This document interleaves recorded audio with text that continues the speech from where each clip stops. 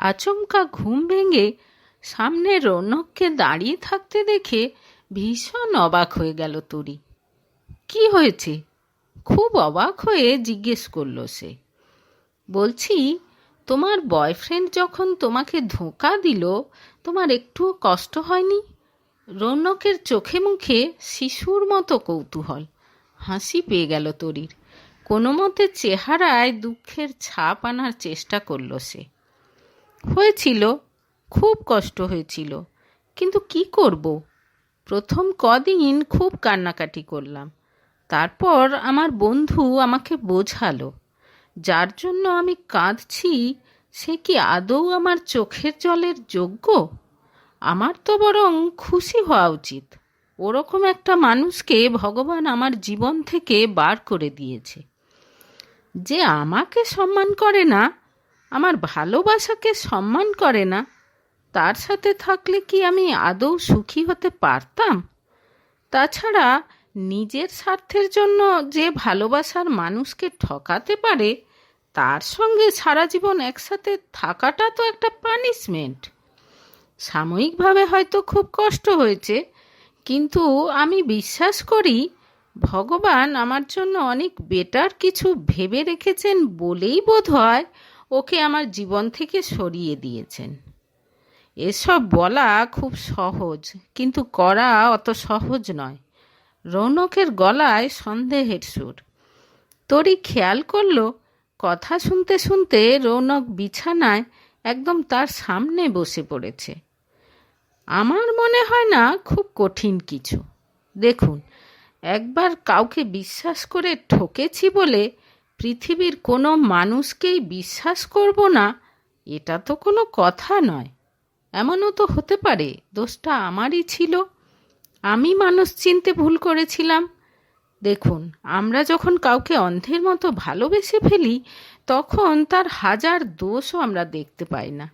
ওপরওয়ালা কিন্তু আমাদের বারবার রেড ফ্ল্যাগ দেখায়, কিন্তু আমরা সেটা দেখতে চাই না। সত্যিই কি তাই? হ্যাঁ, অবশ্যই। এই যে আপনি আমার সঙ্গে এত খারাপ ব্যবহার করছেন, এটা কিন্তু আমার জন্য রেড ফ্ল্যাগ। আমি যদি বারবার এটাকে না দেখার ভান করি তাহলে ভবিষ্যতে আমার কপালে অনেক দুঃখ আছে। তরির কথা শুনে লাজুক হাসি দিল রৌনক। এই প্রথম তাকে হাসতে দেখল তরি। ও, তার মানে আপনি হাসতে জানেন? তা সারাক্ষণ ওরকম গোমড়া মুখ করে ঘুরে বেড়ান কেন? আপনাকেও কি কেউ ঠকিয়েছে? সোজাসুজি এবার জিজ্ঞেস করে বসে তরি। তোমার কি মনে হয় তোমার লাজ লজ্জা নেই বলে কি আমিও তোমার মতো? তাছাড়া মেয়েদের আমি বরাবরই অপছন্দ করি।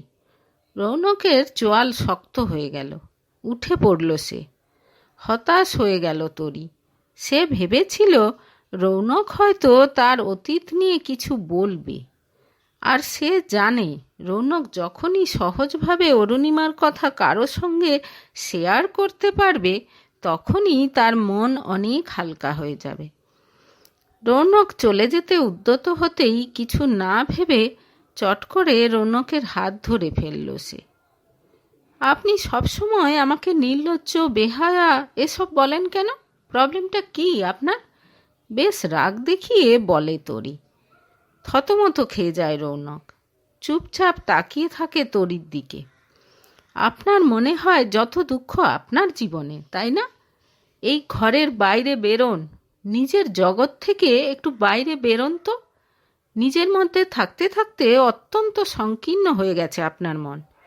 আশেপাশের মানুষও অনেক দুঃখের মধ্যে আছে, সেটা ভাবুন একবার। এই যে আপনি আমাকে এত দুঃখ দিচ্ছেন, সেটা আপনার কিছু মনে হচ্ছে না? প্রায় চিৎকার করে বলে তরি। বিয়েটা কেন করেছো তুমি? রৌনকও চিৎকার করে বলে ওঠে। ভুল করেছি, অনেক বড় ভুল করেছি। আপনার মা, বাবা, ঠাকুমার কথায় বিশ্বাস করে অনেক ভুল করেছি। আমার বাবা মাকে বিশ্বাস করে ভুল করেছি। বাবা যে আপনার ব্যাপারে সব জেনেও আপনার সঙ্গে আমার বিয়ে দিয়েছে সেটা তো আমি ভাবতে পারিনি।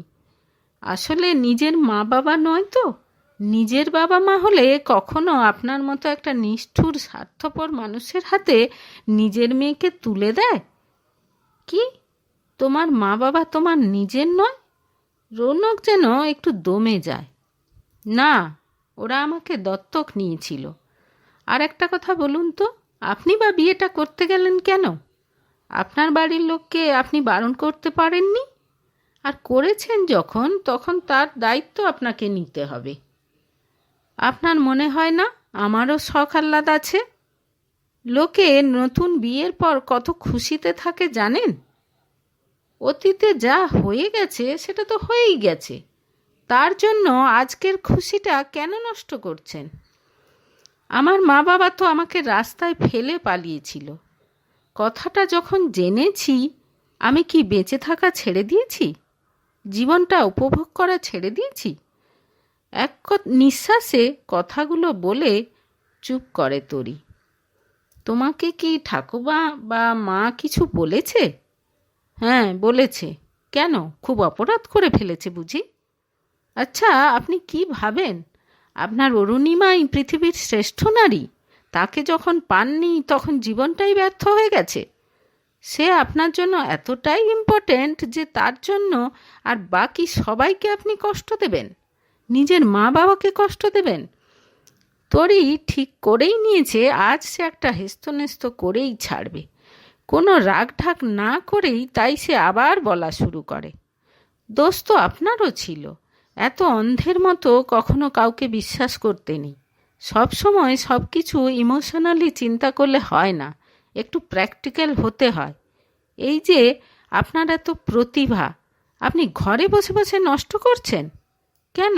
কি হয়েছে? একটা রিসার্চ টপিক চুরি হয়ে গেছে তো আবার নতুন করে শুরু করুন। ইচ্ছে না করলে বাবা আর ভাইয়ের সঙ্গে বিজনেসে যোগ দিন। ঠাকুমা বলছিল আপনি নাকি কাউকে বলতে চাইতেন না যে আপনারা এত বড় লোক, অথচ সেই বড় লোক হওয়ার সুযোগ আপনি নিজে নিচ্ছেন। মানে, আমি আবার কি সুযোগ নিলাম? যার পর নাই অবাক হয় রৌনক। একটা গরিব বাড়ির ছেলে হলে, মাথার উপর সংসারের দায়িত্ব থাকলে এরকম দুঃখবিলাসী হয়ে বসে থাকতে পারত না। কিছু না পারলে টিউশন পড়িয়ে সংসার চালাতো। আপনার লজ্জা করে না? বাবা আর ভাই রোজ সকালে উঠে অফিসে যাচ্ছে, হাড় ভাঙা পরিশ্রম করছে, আর আপনি সারাদিন বিছানায় শুয়ে শুয়ে একটা স্বার্থপর মেয়ের জন্য দুঃখ করে সময় নষ্ট করছেন। মুখ নিচু করে দাঁড়িয়ে থাকে রৌনক। এরকমভাবে তার উপর আজ পর্যন্ত কেউ চিৎকার চেঁচামেচি করেনি। তাকে বোঝানোর চেষ্টা করেছে সবাই, কিন্তু এই মেয়েটা তাকে একেবারে কাঠগড়ায় দাঁড় করিয়ে দিয়েছে। আমি এখন আসছি বলে সেখান থেকে চলে যায় সে। তরি খেয়াল করলো কথা বলতে বলতে কখন যেন সন্ধে হয়ে গেছে। শরীর খারাপ লাগছে বলে সেদিন রাতে নিচে নামলো না সে। রাতে খেলো না পর্যন্ত। একটুখানি ঘাবড়ে গেল রৌনক। ঘরে শুতে আসতেও তরি তার সঙ্গে কোনো কথা বলল না। সোফায় শুয়ে ঘুমিয়ে পড়ল। শুয়ে শুয়ে তরির বলা কথাগুলো ভাবতে থাকলো রৌনক। পরের দিন ঘুম ভাঙতে একটু দেরি হলো রৌনকের। উঠতে যাবে এমন সময় হাতের কাছে একটা কাগজ দেখে সেটা খুলল সে। আপনি আপনার অরুণিমার কথা ভেবে সারা জীবন কাটিয়ে দিন, আমি চললাম আমার ভাগ্যের সন্ধানে। তরি। তার মানে তরি কি চলে গেল নাকি? তাড়াতাড়ি উঠে ঘরের চারদিকটা দেখল রৌনক। কোথাও তরির কোনো জিনিসপত্র নেই, আলমারিও ফাঁকা। দ্রুত পায়ে নিচে নেমে এলো সে। মা, ঠাকুমা, কি হয়েছে? হন্তদন্ত হয়ে বেরিয়ে এলেন মা আর ঠাকুমা। ও কোথায়? উদ্বিগ্ন গলায় জিজ্ঞেস করল রৌনক। কার কথা বলছিস? যেন কিছুই হয়নি এরকম গলায় বললেন ঠাকুমা। তোরই আবার কে? ও তো চলে গেছে। চলে গেছে মানে? তোমরা ওকে আটকাতে পারলে না? না বাবা, আমাদের কোনো কথাও শোনেনি। বলল, যার হাত ধরে এই বাড়িতে এসেছি সে যখন আমাকে চায় না, তখন আর কি করে এখানে থাকবো? ও বলল আর তোমরা মেনে নিলে? কি করতাম? যেখানে নিজের ছেলেই আমাদের কথা ভাবে না, সেখানে পরের মেয়ের উপর তো আমরা জোর খাটাতে পারি না। উদাস গলায় কথাগুলো বলে নিজের ঘরে চলে গেলেন মা। ঠাকুমা, তোমার কাছে তো নিশ্চয়ই ফোন নাম্বার আছে, একবার খোঁজ নিয়ে দেখো বাড়িতে গেছে কি না। এত তাড়াতাড়ি তো সেখানে পৌঁছানোর কথা নয়, তবু ফোন করে দেখি। ফোন করে জানা গেল তোরই বাড়ি যায়নি। সে ফিরলে যেন অবশ্যই তাদের জানানো হয়, একথা তোরির বাবাকে বলে দিলেন ঠাকুমা। এদিকে যত সময় যাচ্ছে অস্থির হয়ে উঠছে রৌনকের মন। তার মানে তো তোরই বাড়ি ফেরেনি, নিশ্চয়ই মা বাবার উপর অভিমান হয়েছে। তাহলে মেয়েটা কোথায় গেল? ফোনটাও সুইচ অফ করে রেখেছে। মনে মনে নিজেকে দোষারোপ করতে থাকলো সে। সে কি তাহলে খুব বড় ভুল করলো? আবার একবার কেউ তাকে ছেড়ে চলে গেল, এবং সেটা তার নিজের দোষে। সত্যিই তো, অরুণিমার জন্য তরিকে কষ্ট দেওয়ার তো কোনো মানে হয় না। তাছাড়া তরি তো ঠিকই বলেছে, অরুণিমার মতো স্বার্থপর মেয়ে কেন রৌনকের ভবিষ্যৎ নির্ধারণ করবে? এতটা প্রায়োরিটি তো অরুণিমা ডিজার্ভ করে না। তাছাড়া অরুণিমা তো খুব সুখে আছে নিশ্চয়ই, সেই বা কেন নিজেকে এত দুঃখ দিচ্ছে? প্লিজ তরি, ফিরে এসো, আর তোমাকে কোনো কষ্ট দেব না। অরুণিমা আমার অতীত, সেই অতীতকে আমি চিরদিনের জন্য ঘুম পাড়িয়ে দেব। তুমি আমার বর্তমান, আর আমরা একসাথে মিলে একটা সুন্দর ভবিষ্যৎ গড়ে তুলব। নিজের ডায়েরিতে কথাগুলো লিখতে লিখতে চোখে জল এসে গেল রৌনকের। সারাদিন খুব অস্থিরভাবে কাটল তার। রাতে খেতে বসে সে বলল, বাবা, আমি কাল থেকে অফিস যেতে চাই, তুমি আমাকে গাইড করবে তো? রৌনকের কথা শুনে খাওয়া বন্ধ করে সবাই তাকিয়ে থাকলো তার দিকে। এ কি বলছে সে? মনে মনে প্রচণ্ড খুশি হলো সবাই। অবশ্যই বাবা, আমি নিজে তোকে সব বুঝিয়ে দেব, হাসি মুখে বললেন রৌনকের বাবা। তোমার কথা মতো আজ আমি অফিস যাচ্ছি, এবার তো ফিরে এসো। পরদিন অফিস যাওয়ার আগে ডায়েরিতে লিখল রৌনক। আজ 3 দিন হলো অফিস যাচ্ছে রৌনক। নতুন কাজ শিখতে বেশ ভালোই লাগছে তার। বাবা তার উপর এত ভরসা করছে দেখে আরও ভালো লাগছে তার। শুধু মনের মধ্যে একটা অস্থিরতা সারাক্ষণ কাজ করছে। তরিকে সে দেখাতে পারল না। রৌনক অফিস যাচ্ছে দেখলে সে নিশ্চয়ই খুব খুশি হতো। সেদিন অফিস থেকে ফেরার সময় ট্রাফিক সিগন্যালে গাড়ি দাঁড়িয়েছে। রৌনক দেখল 2 কমবয়সী ছেলে মেয়ে রাস্তার ধারে দাঁড়িয়ে ফুচকা খাচ্ছে। চোখ মুখ দেখে বোঝাই যাচ্ছে একে অপরের প্রেমে হাবুডুবু খাচ্ছে তারা। সে কখনো এরকমভাবে রাস্তার ধারে দাঁড়িয়ে ফুচকা খায়নি। ফিরে এসো তরি, তুমি এলে তোমার সঙ্গে অনেক ঘুরে বেড়াবো, রাস্তার ধারে এরকমভাবে ফুচকা খাবো, মনে মনে বলল সে। একরাশ মন খারাপ নিয়ে বাড়ি ফিরে নিজের ঘরে চলে গেল সে। ঘরে ঢুকে একেবারে চমকে উঠল সে। আয়নার সামনে দাঁড়িয়ে চুল বাঁধছে তরি। তুমি তুমি কখন এলে? কোথায় ছিলে এতদিন? বহুদিন পর এত খুশি অনুভব করল রৌনক।